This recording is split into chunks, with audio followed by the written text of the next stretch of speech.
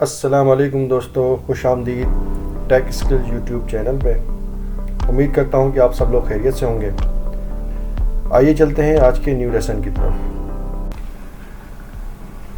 मुझे एक डेटा दिया गया है जो डिफरेंट ये समझ लें कि सीरियल है। डेटा विड्थ जो है सबकी डिफरेंट है। ये 43 है, 2 डिजिट है, या 5 डिजिट है, ये 4 डिजिट है।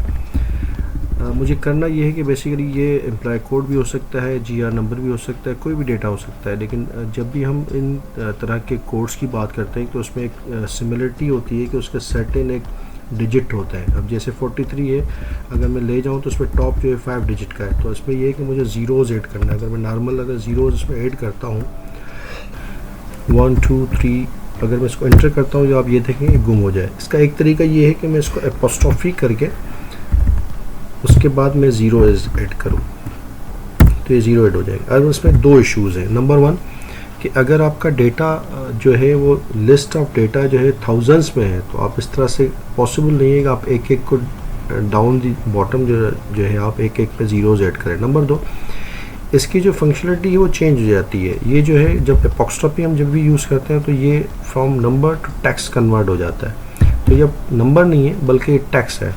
तो इसका हम दूसरा तरीका देखते हैं हम किस तरह से इसको इजी वे में और सिंगल बटन के साथ या सिंगल क्लिक के साथ हम कर सकते हैं। तो हम करेंगे कि इसको सेलेक्ट करेंगे। सेलेक्ट करने के बाद कंट्रोल होल्ड करेंगे, कंट्रोल 1, डायलॉग बॉक्स खुल जाएगा। इसमें हम फॉर्मेट सेल में बेसिकली कस्टम में जाएंगे, जनरल को डिलीट करेंगे और यहाँ पर हमने 1 2 3 4 एंड 5, ये देखिए सिमिलरिटी हो गई। अब यहाँ पर आप कोई भी नंबर देंगे, आप इसके अगर 3 डिजिट भी देते हैं तो आपका वो 5 डिजिट में ही आएगा।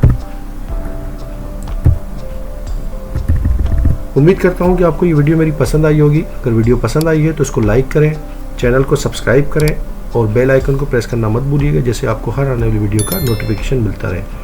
अपना ख्याल रखिएगा। अल्लाह हाफिज़।